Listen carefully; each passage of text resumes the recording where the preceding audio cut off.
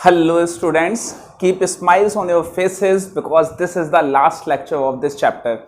We are moving towards the last lecture and the topic of this lecture is circular motion. We will learn about or we will study about some terms related to circular motion like angular velocity, angular displacement, angular frequency, angular acceleration, linear displacement and centripetal acceleration. So these are the terms and some more terms are there about which we will learn in this topic. So first of all we will learn what is a circular motion. Circular motion होता क्या है? It is simple. When a body is moving in a circle, that is a circular motion. And one more definition is there about circular motion. When a body is moving around a point at a fixed distance, किसी भी एक point के around कोई body move कर रही है किसी भी fixed distance पे, that will be a circular motion. So this is that point and a body is moving like in this direction. So this is a point around which a particle is moving in circular path is known as circular motion. So I will write down the definition of circular motion. A particle moving around a point at a fixed distance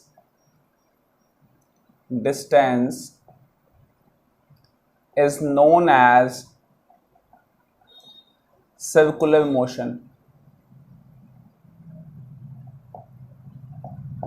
Now we will study some terms related to this circular motion. So for that we will consider this is the origin line, this is the line and this is the point where the particle where the motion of a particle P starts.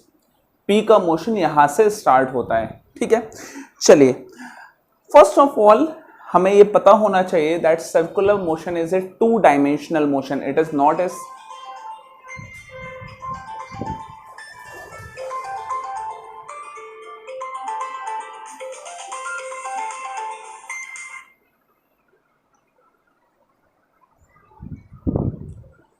It is not a one dimension motion. ये two dimensional motion होता है circular motion. कैसे? For example this is x axis, this is y axis. Now if particle is going in this direction so its coordinates are getting change in x-axis as well as in y-axis. So it is a two-dimensional motion. Now if this particle goes from this point to this and means कोई particle है, this is the line, ये line है और ये particle यहां से इस point से इस पॉइंट तक गया है, इस पॉइंट तक गया है. तो जो एंगुलर जो यहां से यहां तक जो डिस्प्लेसमेंट किया है, the linear displacement done by this particle is the linear displacement done by this particle is dx. I said that displacement, that linear displacement is small, very small, so I denoted it by dx. Now ये जो displacement cover किया है उस displacement को cover करने में जो angle swap किया है that angle is D theta. यहां काफी बड़ा नजर आ रहा है लेकिन if I drop this angle here so it can be clearly seen that this is a small angle d theta and this is the arc, this is the center, this is the arc r, this is all r and this is also r. Okay, now the time taken by particle P from moving from point A to B is small t. यहां से A से B जाने में जो time उसने लिया है that is small t. और अगर इस पार्टिकल P पार्टिकल ने यहां से मूव करके कंप्लीट साइकिल कंप्लीट कर दी तो उसमें जो टाइम लिया है दैट इज कैपिटल T. ये दोनों टी के बीच में आपको पता होना चाहिए कि दोनों के बीच में डिफरेंस क्या है। Small T is for the motion between A and B and capital T is for the motion for complete cycle. Complete cycle को करने में जो टाइम लगा है that is complete T, sorry capital T. Now अब कुछ चीजें यहां पे देखते हैं जल्दी से, यहां हम लिख लेते हैं linear displacement meant by particle from A to B is dx. This is denoted by linear displacement. किसकी बात हुई है? linear displacement की। ये linear displacement की बात हुई। Okay, now what about angular displacement? नहीं, एक और चीज, time taken by particle from A to B is t. Okay, and time taken by particle in complete cycle, ये क्या है? ये एक साइकिल है। कंप्लीट साइकिल को कवर करने में क्या टाइम लगा है? Is capital T. दोनों के बीच में डिफरेंस आपको पता ना होना चाहिए। A to B capital T, complete cycle, sorry A to B small T and complete cycle is capital T. Now अब एक और चीज, one more point is there, that is linear velocity. Now linear velocity will be denoted by v. Linear velocity will be equal to linear displacement divided by time. So linear displacement is dx. Linear displacement is dx divided by t. This is linear velocity. Now next is angular velocity. Angular velocity will be denoted by omega. This W, इसको W है और इसको क्या बोलते हैं हम? Omega. This is omega. Okay, this omega will be, angular velocity will be equal to angular displacement divided by time. So angular displacement is what? Angular displacement is d theta and time will be same, क्योंकि A से B ही तो गया है, so time is t. Okay, now d theta, theta is the angle which is equal to arc divided by radius. So d theta can be written as dx by t and dx by r into t will remain as it is. क्या समझ में आ गई बात? यहां मैं लिख देता हूं d theta will be equal to dx by r, arc upon radius.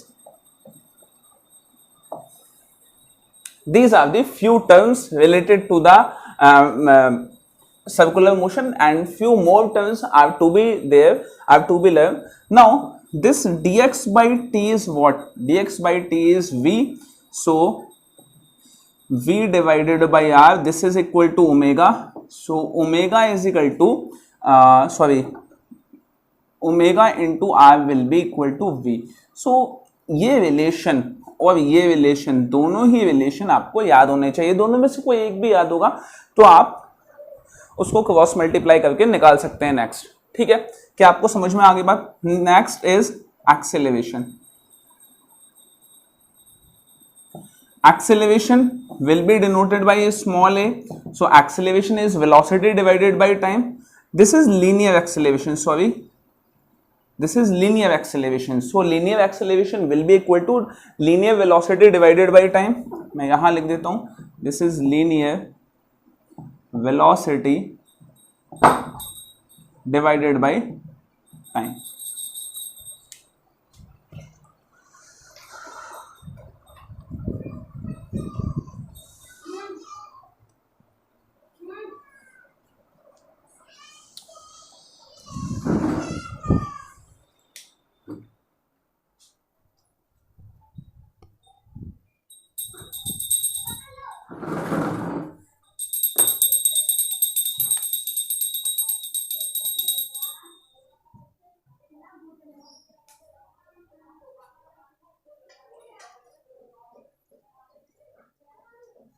आरती ले लेना अच्छा।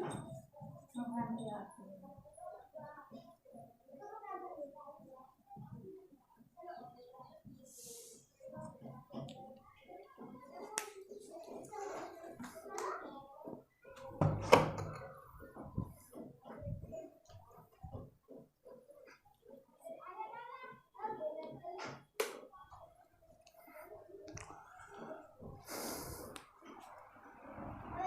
Now linear velocity will be v by t.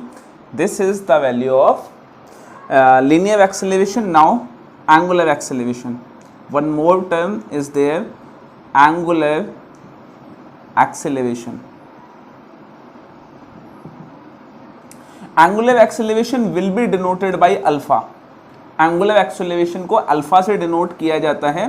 So angular acceleration will be equal to angular velocity divided by time. Now angular velocity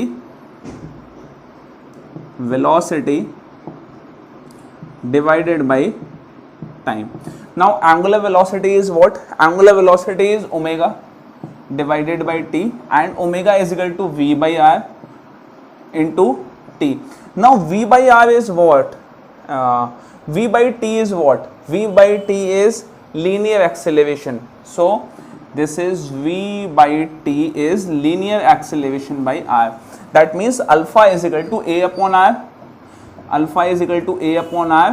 That means a is equal to alpha into r. तो ये relation again आपको याद रहना चाहिए, ये आपके काम आएगा. क्या क्लियर हो गई? सो यहाँ तक चीजें बिल्कुल क्लियर हो जाती हैं. अब इसके बाद हम पढ़ते हैं दैट इज फ्रीक्वेंसी. फ्रीक्वेंसी क्या होता है? Next is frequency. Frequency means what? Frequency means कि किसी भी सर्कुलर मोशन में एक साइकिल को कंप्लीट करने में जो टाइम लगा है या नंबर ऑफ साइकिल्स जो कंप्लीट की गई हैं एक सेकेंड के अंदर, दैट इज द फ्रीक्वेंसी. कितनी साइकिल्स कवर की गई हैं, कंप्लीट की गई हैं एक सेकेंड के अंदर, उसको हम बोलते हैं क्या? Frequency. So frequency is number of cycles covered in 1 second. ठीक है. सो फ्रीक्वेंसी को डिनोट किया जाता है न्यू से. ये कैसे बनाया जाता है? v तो ऐसे बनाया जाता है, this is v for velocity. New बनाया जाता है थोड़ा सा स्टाइलिश वे में, दिस इज न्यू. ठीक है. बोला क्या जाता है इसको? न्यू. चलिए, तो न्यू का फॉर्मूला क्या हो गया? Number of cycles. हमने कहा नंबर ऑफ साइकिल्स पर यूनिट टाइम, एक सेकेंड में कवर की है, या हम कहें कि एक साइकिल को कवर करने में जो टाइम लगा है दैट इज दिस. एक साइकिल को कवर करने में टाइम कितना लगा? Complete time is capital T. ठीक है. So this is 1 by T और इसकी यूनिट क्या है? 1 by second is equal to second inverse. तो फ्रीक्वेंसी की यूनिट क्या होगी? Second inverse. Next is angular frequency.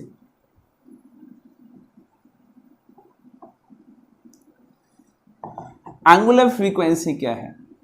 Angular frequency से पहले फ्रीक्वेंसी को वापस से देख लेते हैं. Means number of cycles covered एक सेकंड में. एक सेकंड में जितनी नंबर ऑफ साइकिल्स कवर्ड हुई उसको फ्रीक्वेंसी बोला. ठीक है.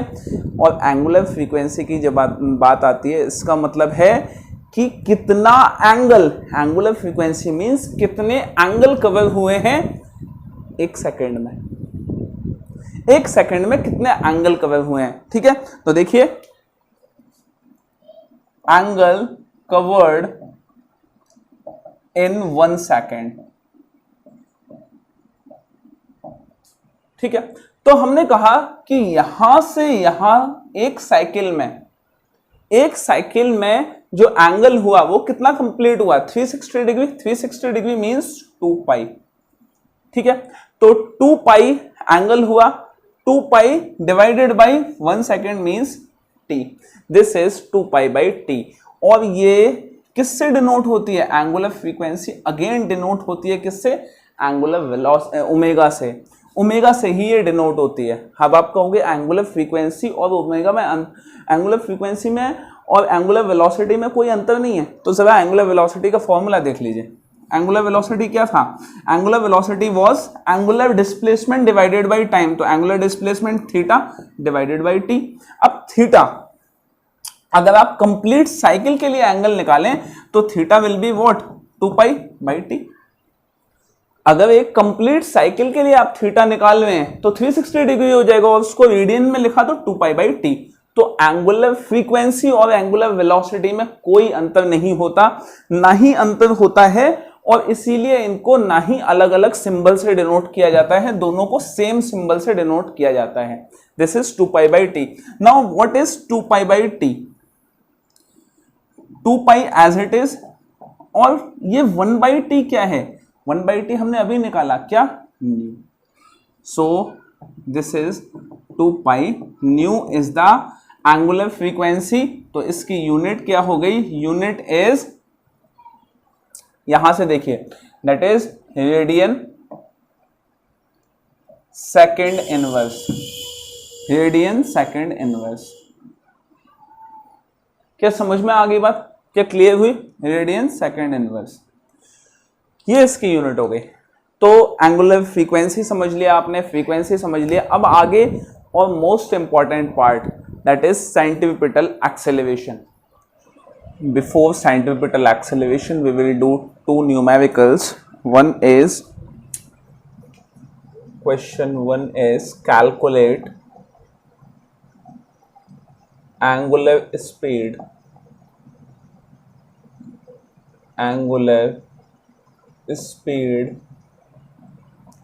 of flywheel making 420 revolutions per minute, and we are required to calculate angular speed. Angular speed हमें कैलकुलेट करनी है। सो ये जो आपको दिया हुआ है, ये आपके पास क्या है? सबसे पहले तो you have to identify the terms which are given in the question. So this is what? 420 revolutions per minute.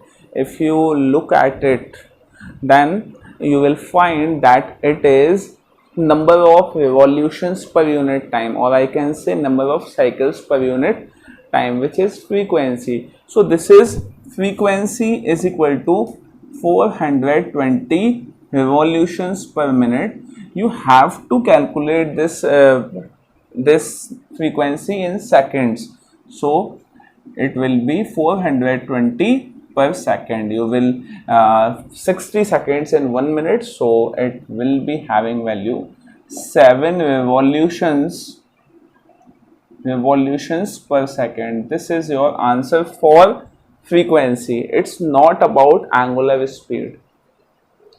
Now angular speed is what? Angular speed is, that is omega is equal to 2 pi nu.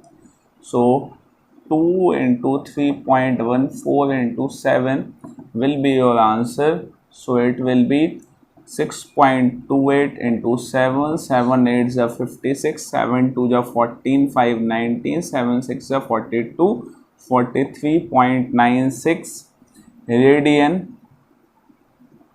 per second will be its unit. So this is the angular speed.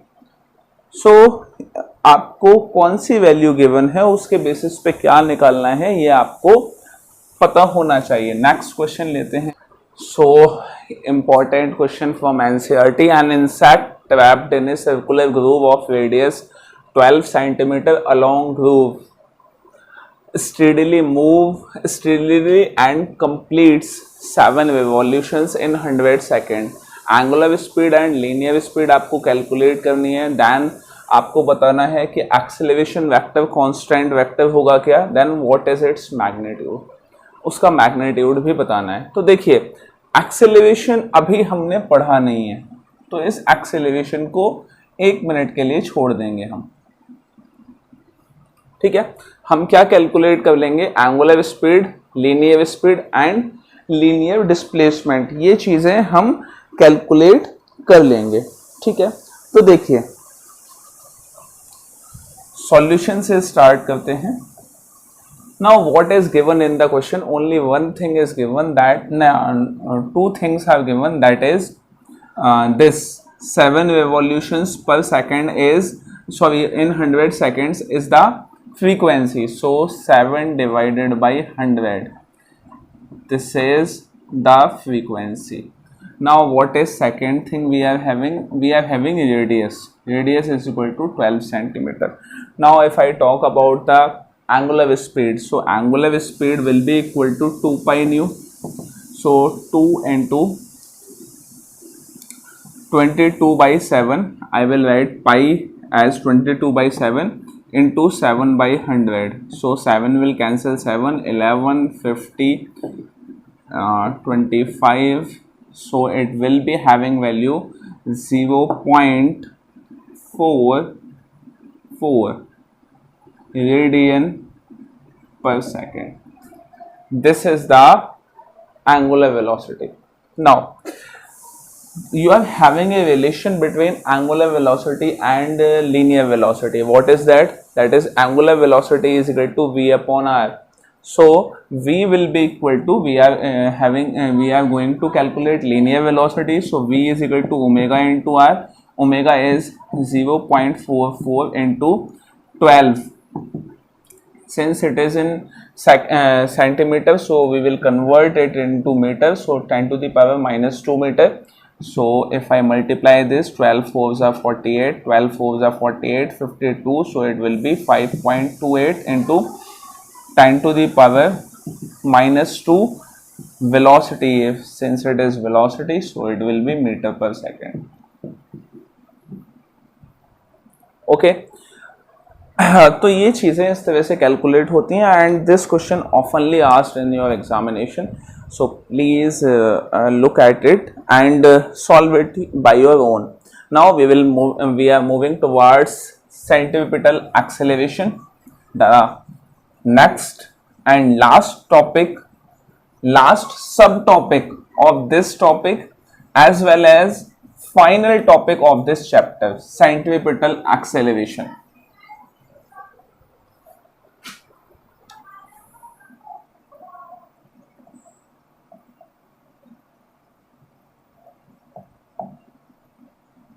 Centripetal acceleration. It will be denoted by A and C in the subscript. C for centripetal. Now, अब हम एक चीज देखते हैं. If a body is moving in a circular path, if a body is moving in a circular path and this is point A. Why I am drawing this circle again? Because I don't want to make hodgepodge here. यहाँ पे मैं थोड़ा hodgepodge कम करना चाह रहा हूँ, इसलिए मैं यहाँ पे बना रहा हूँ इसको. So if a body is here, so its velocity, it will be having some velocity. So the direction velocity is having magnitude as well as velocity. So it will be having velocity tangential to the circle. इसकी velocity हमेशा tangential होती है circle से. If you are not getting it, so tie a stone with a string and try to make it horizontal circular motion. So अगर आप horizontal circular motion करते हैं, then you will find that a stone is trying to go in outward direction, and by applying tension in the string, you are taking back that stone in the circle. आप उस circle को वापस लेके आ रहे हैं, circle उस stone को वापस से सर्कल में लेके आ रहे हैं स्ट्रिंग पे टेंशन लगाने के बाद. लेकिन वो स्टोन चाह क्या रहा है? वो टेंजेंशियली आउटवर्ड जाना चाह रहा है. ठीक है. So it is trying to go tangentially outward in this direction. So this is velocity component at when it was at A. Now when it reach at point B, for example this is point B. So the tangential component at B will be in this direction. This will be the v2 velocity component.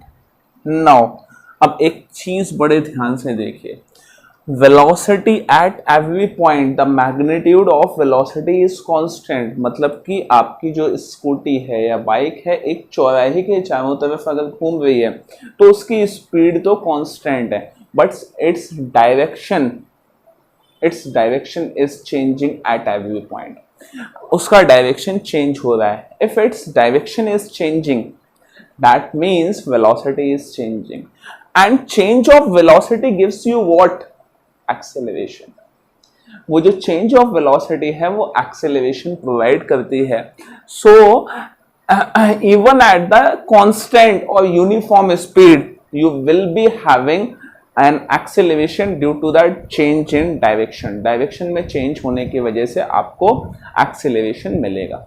क्या समझ में आ गई बात? तो ये change of velocity है, ये इस तरह से वेलोसिटी चेंज होती है। तो हम फिलहाल लिखते हैं कि ये वेलोसिटी चेंज जो हो रही है वो किस वजह से हो रही है और एक्सेलरेशन क्यों मिलेगा। सो देखिए,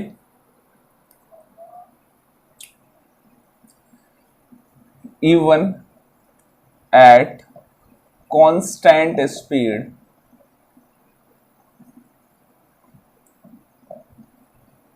a particle will be having acceleration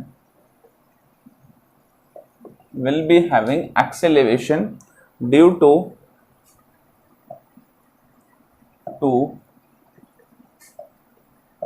change in direction at every point।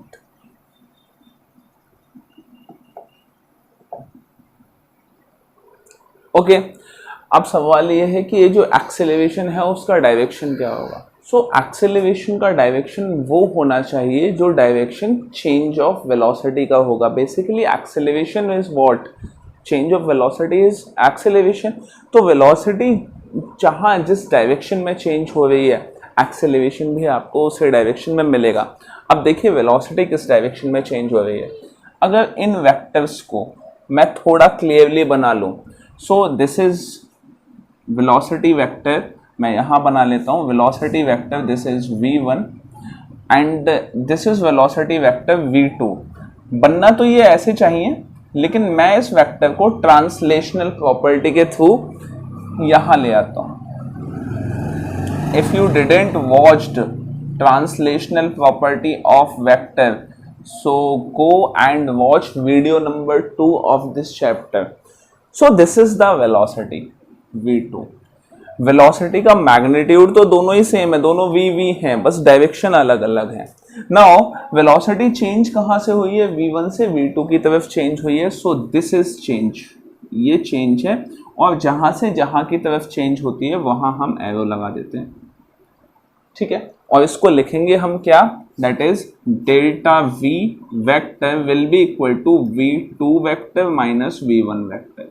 This is change of velocity, and change of velocity will give you what? Acceleration. Change of velocity per unit time will give you acceleration. So जो change of velocity का direction होगा वही direction होगा किसका? Acceleration का। और ये direction आपको किस तरफ मिलेगा? तो देखिए ध्यान से, ये डायरेक्शन आपको किस तरफ मिलने वाला है। मैं इसको ये बना रहने देता हूँ, चलिए ये बना रहने देता हूँ यहाँ कहीं, चलिए यहाँ पे बना लेते हैं।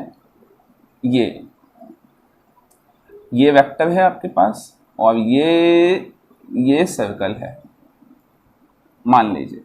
तो ये जो चेंज ऑफ वेलोसिटी का डायरेक्शन मिला आपको किस तरफ मिला? It is towards the centre, ये सेंटर की तरफ मिला है चेंज ऑफ वेलोसिटी। अब अगर इसी को थोड़ा और आगे हम बढ़ा के समझें तो देखिए क्या होने वाला है। देखिए वेलोसिटी का डायरेक्शन ये था, चेंज ऑफ वेलोसिटी का डायरेक्शन आपको सेंटर की तरफ मिला। तो सेंटर की तरफ मिला तो आपको रिजल्टेंट वेलोसिटी कहाँ मिली? यहाँ मिली, ठीक है। उसके बाद अगेन वेलोसिटी चेंज हुई, डायरेक्शन चेंज हुआ, तो आपको जो रिजल्टेंट वेलोसिटी मिली वो किस डायरेक्शन में मिली, यहाँ मिली। देन अगेन वेलोसिटी चेंज हुई, वेलोसिटी चेंज होने के बाद आपको डायरेक्शन अगेन कहाँ मिला, यहाँ मिला। देन अगेन वेलोसिटी चेंज हुई, फिर आपको डायरेक्शन कहाँ मिला, यहाँ मिला। देन अगेन वेलोसिटी चेंज हुई, ये जो डायरेक्शन है वो किस तरफ है, सारे डायरेक्शन सेंटर की तरफ है, सेंटर की तरफ है, तो ये वेलोसिटी कहाँ मिली। अब देखिए ये वाला पाथ अगर आप पूरा बना दें तो ये कैसा पाथ बन रहा है, ये एक सर्कुलर पाथ बन रहा है। This is the circular path. क्या समझ में आ रही है बात, क्या समझ में आ गई कि हमेशा एक्सेलरेशन का जो डायरेक्शन है वो सेंटर की तरफ होता है, ठीक है। सो दिस acceleration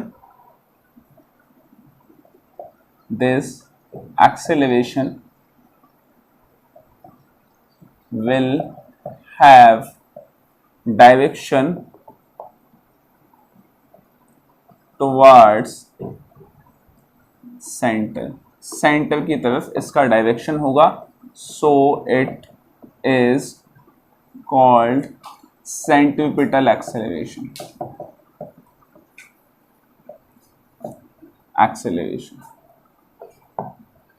ये सेंट्रीपिटल एक्सेलरेशन है।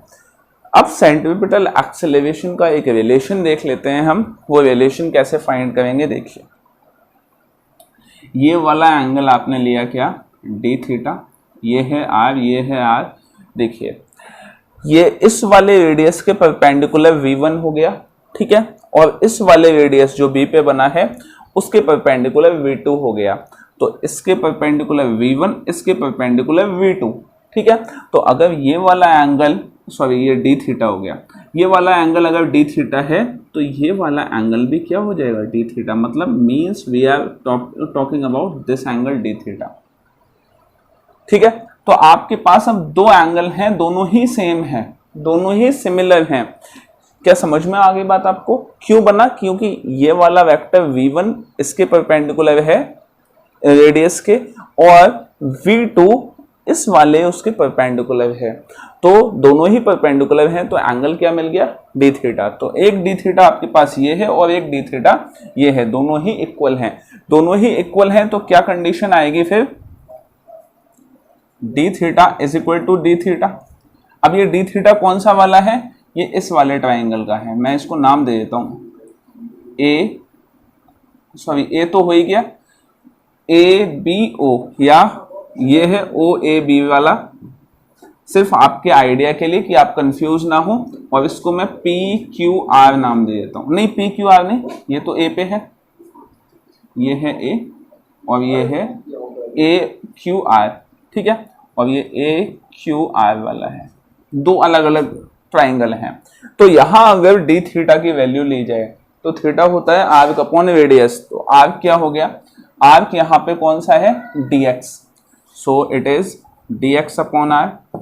और यहाँ पे अगर डी थीटा की वैल्यू ली जाए तो आर्क क्या हो गया, delta v upon v1, delta v, या इसको मैं लिख लूं क्या, dv अपॉन v1। और देखिए v1 इज इक्वल टू क्या है, v2 मैग्नीट्यूड में, डायरेक्शन ही तो बस अलग अलग है, सो इट इज v। इसको हमने लिख लिया क्या, v। समझ में आ गई सारी कहानी। चलिए now divide it by dt, dt से डिवाइड कर दीजिए both sides, both sides divide by dt, so dx by dt into r is equal to dv by dt into v. So dx by dt will give you velocity, so this is velocity divided by r, and dv by dt will give you acceleration a divided by v. This acceleration is centripetal acceleration, so I will multiply this v with v, so v square by r will be centripetal acceleration. ये तो एक आ गया relation, एक relation ये था omega is equal to V upon R, so V is equal to omega into R हो जाएगा, तो a acceleration is equal to omega square R square upon R, R से आर कैंसिल, तो ये value आ गई omega square are, ठीक है। तो ये एक्सेलरेशन आ गया। अभी जो सेकेंड क्वेश्चन हमने छोड़ा था जहां हमें डायरेक्शन निकालना था, उसमें सेकेंड पार्ट ये था that is acceleration vector is constant vector. No, it is not a constant vector because vector comprises of both magnitude and velocity. So the magnitude of the acceleration is constant, even then the direction of acceleration is getting changed at every point। हमेशा हर point पे change हो रहा है वो acceleration का direction. That's why the acceleration vector will not be constant। second, you are required to calculate the magnitude of acceleration। तो acceleration का magnitude आपको निकालना था, तो इस फॉर्मूले से आप निकाल सकते हैं, omega square r. We calculated omega and I think we also calculated v, so you can use either of these formulas and you will find the acceleration। One more thing was there in the question, that is displacement। Displacement was 0 because the particle or insect was moving in the groove in circular manner, so it will its linear displacement was 0। So here our circular motion and as well as this chapter motion in a plane gets completed।